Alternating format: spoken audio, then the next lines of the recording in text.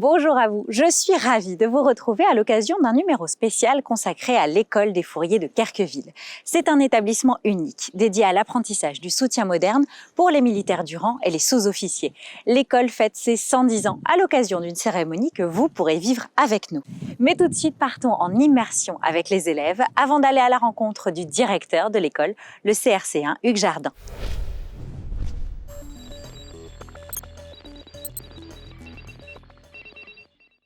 Bienvenue à l'école des spécialités du commissariat des armées, auparavant connue sous le nom d'école des fourriers de Querqueville. Retour sur son histoire.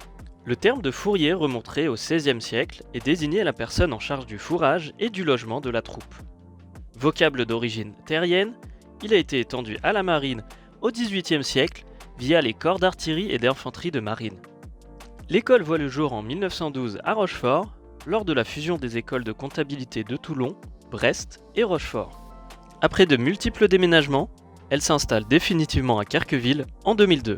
Ce qui est bien à l'école des fourriers, c'est qu'on a vraiment tout le matériel pour vraiment apprendre toutes les bases de la cuisine et pouvoir après reproduire tout ça dans notre régiment. Ici, on est vraiment écoutés, ils nous aident, ils nous apprennent des choses, des recettes. On est ici pour apprendre notre métier et retourner à notre régiment avec un savoir, une connaissance pour pouvoir partir en mission ou même pouvoir s'occuper nous-mêmes du mess seul le week-end quand on monte les permanences. Nous avons suivi les élèves lors d'un entraînement en conditions réelles sur des cuisines de campagne déployées en OPEX. Je suis venue ici à partir de lundi pour être formée sur les cuisines et track. L'idée de me perfectionner dans la cuisine parce que quand on part en OPEX, au moins connaître un petit peu le matériel et savoir mieux l'appréhender. On va leur faire un exercice d'attaque de site. Donc le but de la manif, c'est qu'ils sécurisent leur poste de travail, qu'il n'y ait aucun risque incendie ou sécuritaire derrière, qu'ils se préparent, qu'ils s'équipent le plus rapidement possible en vue de rallier leur poste de combat, comme ça peut être joué sur leur site de projection. J'ai pu bénéficier d'une simulation d'attaque de camp en opération extérieure qui m'a beaucoup appris et qui m'a appris d'ailleurs à me positionner et avoir les bons actes réflexes en mission. Le savoir-faire de l'école n'est plus à prouver. Elle était d'ailleurs fièrement représentée lors du défilé du 14 juillet. Vous l'avez vu, les élèves, tout comme le personnel de l'école, disposent d'un savoir-faire unique depuis 110 ans sur les différents métiers de soutien. Nous avons pu rencontrer le commissaire en chef de première classe Hugues Jardin, le directeur de l'école. Après 110 ans d'existence, l'école des fourriers de Querqueville devient l'école des spécialités du commissariat des armées. Rencontre avec son directeur pour évoquer cette transformation. C'est que nous avons le monopole de la formation au soutien dans 3 grands domaines, les finances et l'administration générale, la gestion des ressources humaines militaires et bien évidemment la restauration, l'hôtellerie et les loisirs. Alors je dis bien évidemment parce que nos cuisiniers sont excellents, je suis très fier d'eux et l'école est très connue pour ses cuisiniers, mais il ne faut pas oublier les 2 autres domaines qui sont essentiels pour le soutien des armées. Alors, nous avons une équipe de 190 personnes, dont 110 dédiées à l'instruction et surtout ce qui est très méconnu, c'est que nous sommes la 2e école militaire de France en volume d'élèves formés. Il y a plus de 5000 élèves qui passent chaque année à l'école à travers 300 actions de formation.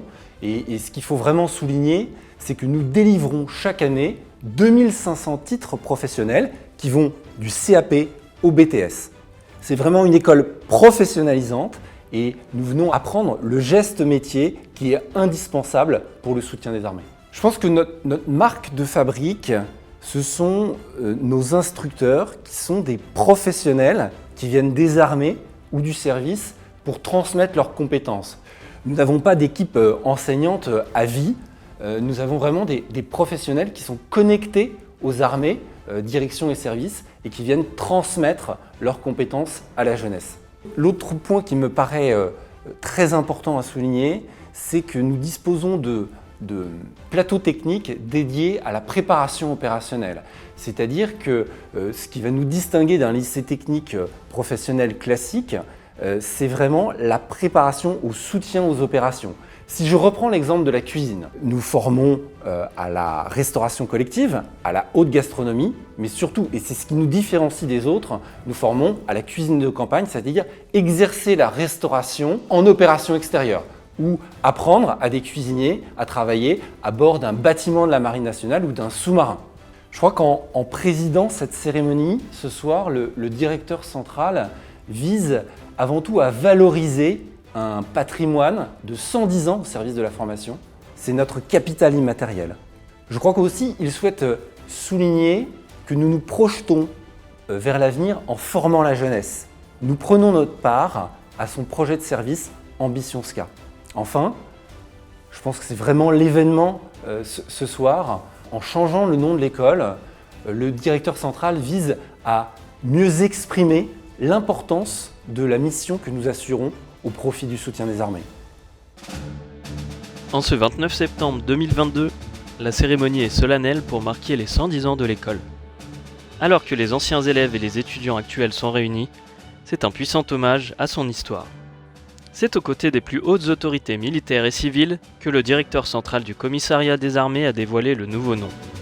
École des fourriers de Carqueville. Vous porterez désormais le nom d'École des spécialités du commissariat des armées. Ce nouveau nom donne ainsi à l'école une dimension plus représentative de sa mission de formation interarmée.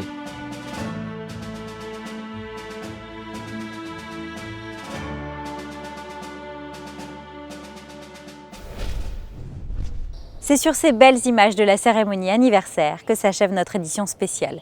J'espère que tout comme moi, vous avez pris plaisir à découvrir les multiples facettes des formations dédiées au soutien de nos armées. Votre MAC TV revient prochainement pour une nouvelle édition et d'ici là, portez-vous bien.